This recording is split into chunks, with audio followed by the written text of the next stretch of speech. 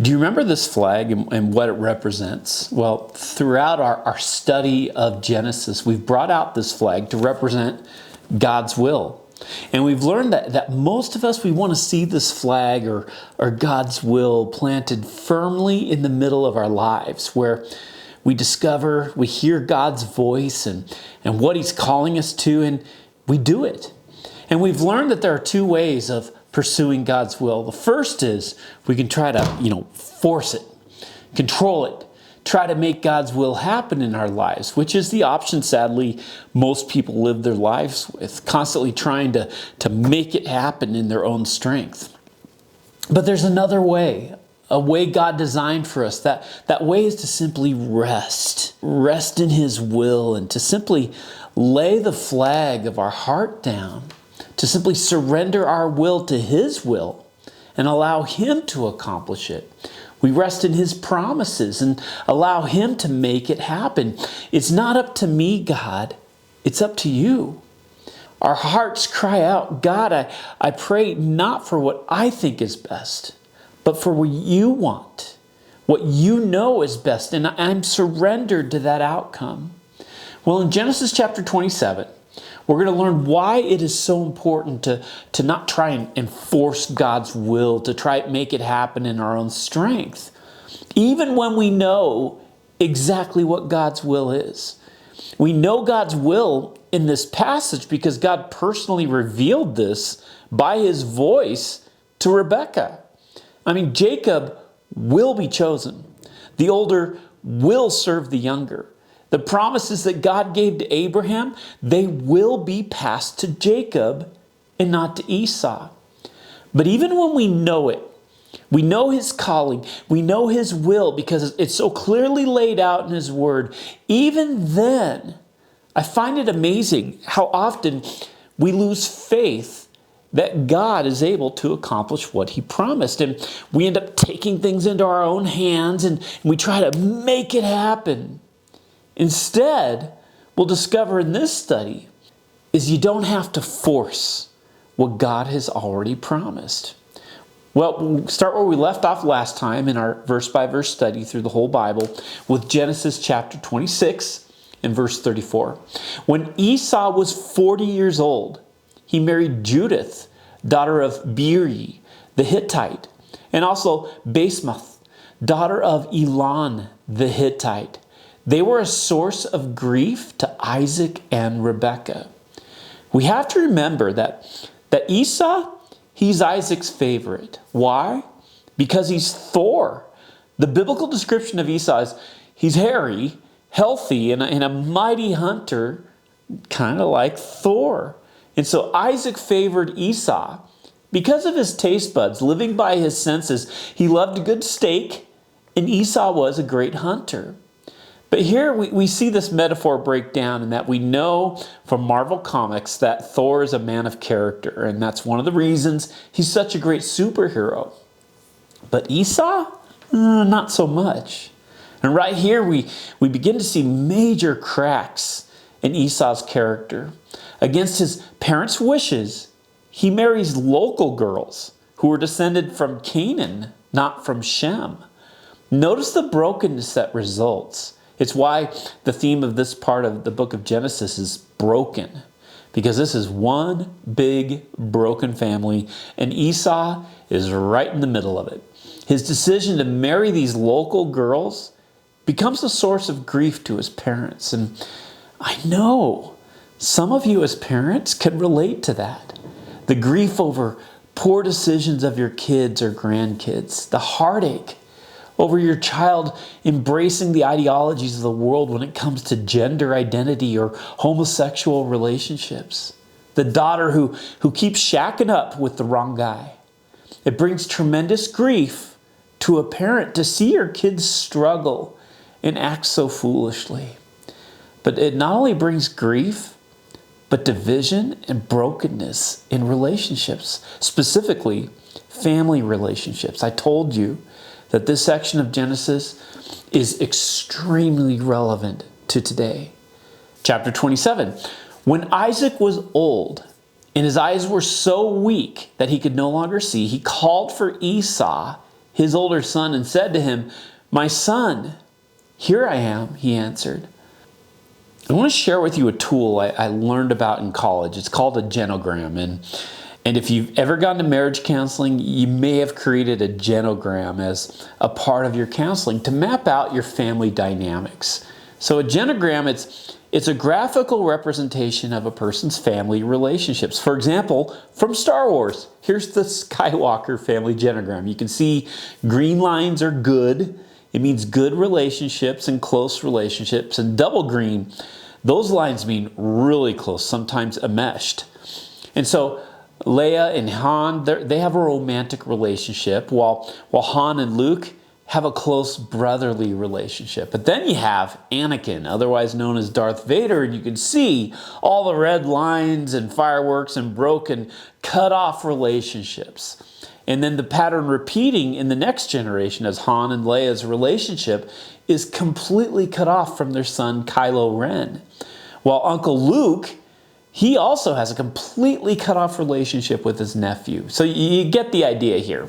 Well, here is Abraham's family genogram. First, you'll notice the names in yellow. Well, that's going to represent the promise of God passed down from Abraham to Isaac and then to Jacob. But then notice the red lightning bolts early on in the family between Sarah and Hagar. And we read all about that. The cut-off relationship with Abraham's son Ishmael. But then Isaac and the relationship that they have this close romantic relationship, but then these red lines of conflict because they're not on the same page. Then all the enmeshment and red lightning bolts and their kids because this family is broken. It is messed up with favorites and conflict and deception, which is really sad. However, isn't it a little bit encouraging that God still works and can use broken people and broken families? But notice one more thing about this genogram. We know from what we already studied that God's will, it's clear. God's promised before the twins were born that Jacob, the younger, would inherit the blessing. The Messiah will come through the promise given to Abraham, passed down to his son Isaac, and passed to Jacob. Well, in this study, we're going to focus in on this family unit. But I want you to notice that each person in this family is going to have a decision to make. Will they try to force God's will, or will they follow God's will? Or will they fight against it and try to make something else happen? And the first person to face that decision, it's Isaac. Isaac said, "I am now an old man and don't know the day of my death. But then get your equipment, your quiver and bow, and go out to the open country to hunt some wild game for me. Prepare me the kind of tasty food I like and bring it to me to eat, so that I may give you my blessing before I die." Question: does Isaac know who God has chosen to inherit the promise given to Abraham? Well, of course he does. But Esau is his favorite. But Isaac is just like us in that often we want what we want regardless of what God wants. In fact, we often don't even ask. We just kind of decide or choose to live our lives the way we want. Remember, Isaac, he favors Esau because he's living according to his stomach. It's interesting that in chapter 26, we saw Esau sell his birthright because he was thinking with his stomach. And now Isaac is doing the same foolish thing. He sends Esau out to hunt for food that he likes, a celebration feast where he'll give Esau the blessing. Question: do you think who inherited the promise was ever up to Isaac's taste buds? Well, of course not. We're talking about the covenant given to Abraham. We're talking about the bloodline of the Messiah. And he knew very well whom God had chosen. And even though he knew what God's will was, he was directly fighting against it. And now we're going to see Isaac's wife Rebekah's, her decision. Will she fight against God's will like her husband? Or will she follow it, rest in it? Or is she going to try to force it, make it to happen? Verse 5. Now Rebekah was listening as Isaac spoke to his son Esau. So she's eavesdropping, which is never a good idea, especially in marriage. But she hears what her husband is up to, and she panics. She knows her husband's favorite son is Esau. But her favorite son is Jacob. Remember? We compared Jacob to Loki, who in the Marvel universe is nicknamed the God of Mischief because he's always sneaking around and deceiving and trying to work things to his own benefit. Well, pretty similar to Jacob. But here's the thing. In a way, Rebekah's right. She knows God has promised that Jacob would be the one who receives the blessing, not Esau. But here, instead of surrendering to God's will, instead of resting in God's promise, she tries to pick up the flag and force God's will to happen. But you don't have to force what God has already promised. But most of us have had to learn the hard way. What happens when we try to force God's will to happen? Most often because it causes issues. It breaks relationships and causes dissension. She thinks it's up to her to make God's will happen, and disaster happens when we force it. Because there are always obstacles that need to be overcome in order for God's will to happen. Because as we learned early on in Genesis, we live in a fallen world. There are always obstacles.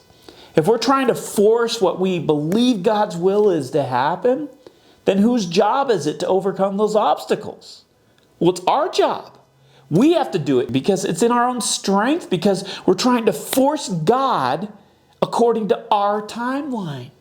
But if we're surrendered to God's will and His purpose, and understand that you don't have to force what God has already purposed, then it's not up to us who has to overcome the obstacles, because God will do it in His power, because He will accomplish His purposes. Rebekah is attempting to force God's will. So it's up to her and her strength, which means she'll do anything to keep Esau from receiving the blessing, even if it means behaving in ways far from the heart of God. Listen, when it comes to how we live and follow after God, the ends do not justify the means. The means should reflect the ends. Verse 5 again. Now Rebekah was listening as Isaac spoke to her son Esau. And when Esau left for the open country to hunt game and bring it back, Rebekah said to her son Jacob, "Look, I overheard your father say to your brother Esau, 'Bring me some game and prepare me some tasty food to eat, so that I may give you my blessing in the presence of the Lord before I die. Now, my son, listen carefully and do what I tell you. Go to the flock and bring me 2 choice young goats, so I can prepare some tasty food for your father, just the way he likes it. And then take it to your father to eat, so that he may give you his blessing before he dies.'" Again, in pursuing God's will, the ends do not justify the means. The means, and Rebekah's means, do not reflect the ends of glorifying God. She is sinning.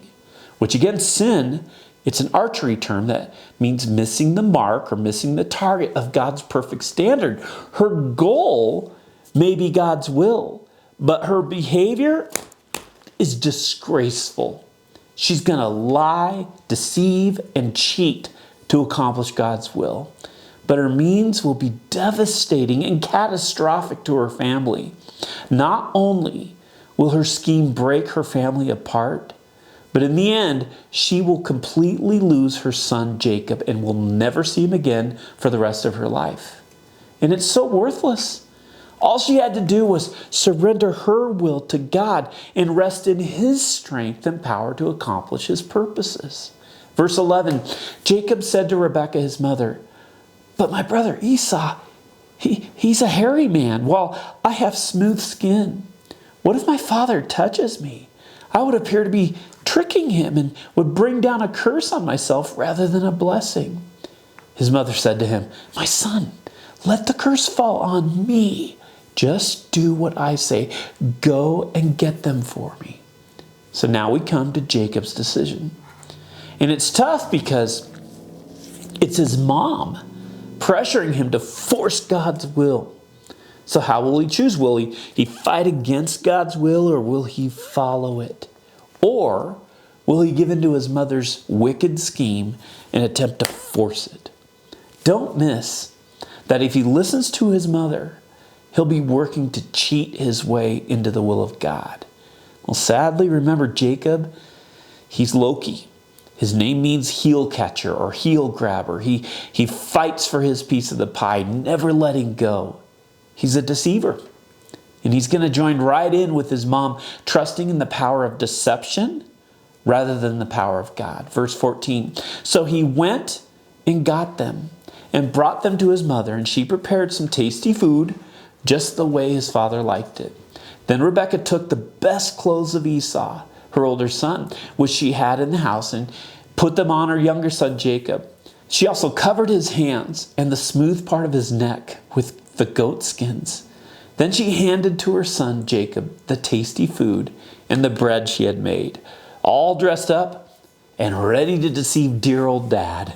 As we go through the rest of this passage, I want to bring out the various obstacles in the way of God's will. Remember, if we attempt to force it, what we believe God's will to be, it's up to us and our strength to remove those obstacles. But if we rest in God's power and purposes, His strength will overcome any obstacle.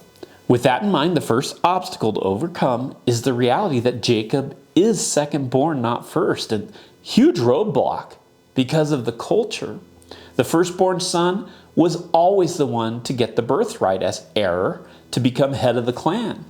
But since he's forcing God's will, he'll have to find a way over this obstacle on his own. Verse 18, he went to his father and said, "My father."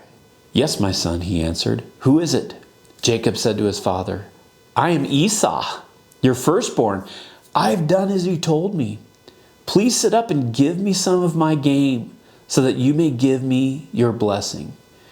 Jacob, you just lied to your dad in a pitiful attempt to forward God's will. You're using your own strength, your own power, your own tongue, but you're doing it. Great job, Jacob and Rebekah. Which leads us to obstacle number 2.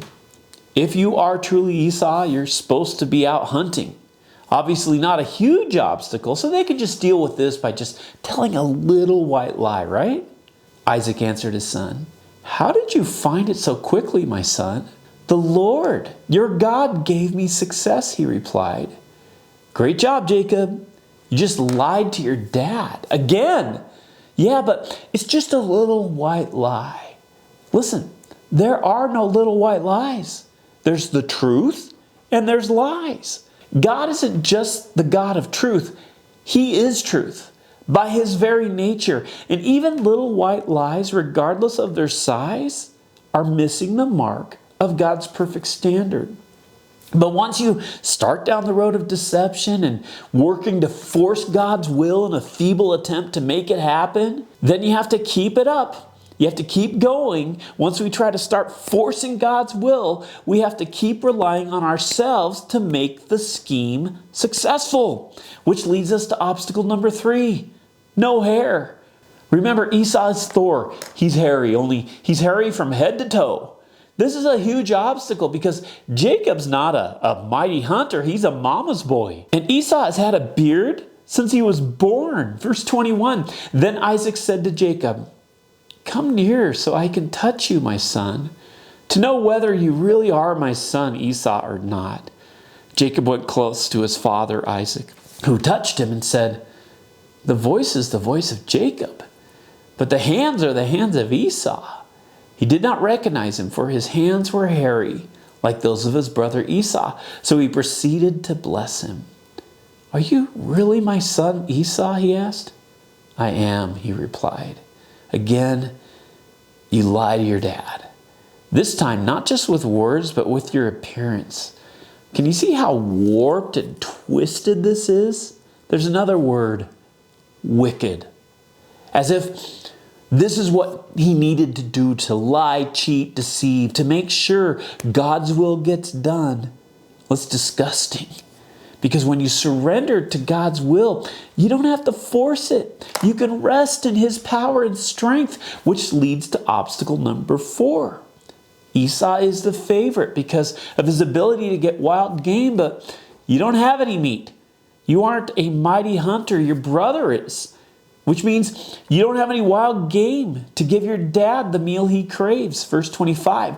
Then he said, "My son, bring some of your game to eat, so that I may give you my blessing." Jacob brought it to him, and he ate. And he brought some wine, and he drank. So this isn't a verbal lie, it's a culinary lie. This is domesticated goat meat, prepared by his mom, not wild game. Well, congratulations, Jacob and Rebekah. You did it. You overcame all the obstacles and have successfully deceived your husband and father. And now he's ready to bestow God's blessing on you because of your wicked deception. Great work. Verse 26. Then his father Isaac said to him, "Come here, my son, and kiss me." So he went to him and kissed him. When Isaac caught the smell of his clothes, he blessed him and said, "Ah, the smell of my son is like the smell of a field that the Lord has blessed. May God give you heaven's dew and earth's richness, an abundance of grain and new wine. May nations serve you and peoples bow down to you. Be Lord over your brothers, and may the sons of your mother bow down to you. May those who curse you be cursed, and those who bless you be blessed." Great job, guys. You got what you wanted. You got the birthright. You received the blessing. You are officially the heir of the family. All you had to do was lie, cheat, deceive, and dishonor your father and husband. And the consequences, they're going to be horrific. We're going to read all about it over the next few weeks. This family will never be the same. It will literally be torn apart. Brother against brother, husband against wife. And next time, when we finish this chapter, we're going to see how devastating this is specifically to all the members of this broken family, to Esau, to Jacob, to Isaac, and to Rebekah. But it comes down to one question. Did it have to be this way?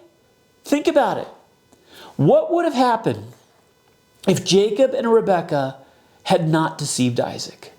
Would Esau have received the blessing and promise from Abraham instead of Jacob? Would the Messiah, Jesus Christ, have come through Esau's line instead of through Jacob and King David? Would the entire history of the Jewish people be rewritten? Well, obviously not. Because God promised it would happen and it would come through Jacob. And when God promises it, it will happen. Look at Romans chapter 9. Not only that, but Rebekah's children were conceived at the same time by our father Isaac. Yet before the twins were born or had done anything good or bad, in order that God's purpose in election might stand, not by works, but by him who calls, she was told, the older will serve the younger. Remember obstacle number 4, that Esau is the favorite because of wild game and all you have are 2 domesticated goats? No problem. The choice was never up to Isaac's stomach. Jacob was God's choice. And no amount of taste buds could change that. Obstacle number 3, no hair, no problem for God. If Esau had come back and Jacob had not deceived his father, remember his father Isaac was fighting against God's will. Well, that regardless of his own wishes, Isaac would not have been able to pass on the blessing to Esau. Because those promises first given to Abraham, they were never his to give. Obstacle number 2, Jacob, if you're Esau, aren't you supposed to be out hunting and not back so soon? Not an issue. Had you not lied in the first place, this roadblock was merely the result of lies and deception. It was Jacob and Rebekah's own creation. Then obstacle number 1, Jacob is second born. Well, what their father Abraham learned is that what looks impossible to man is easy for the God of all creation.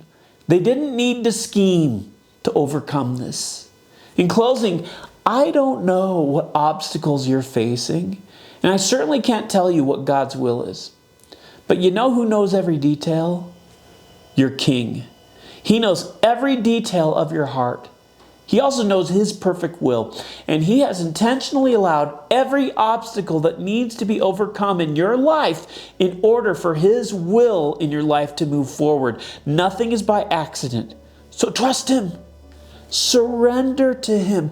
Rest in his power to accomplish what he planned. And always remember, you don't have to force what God has already purposed.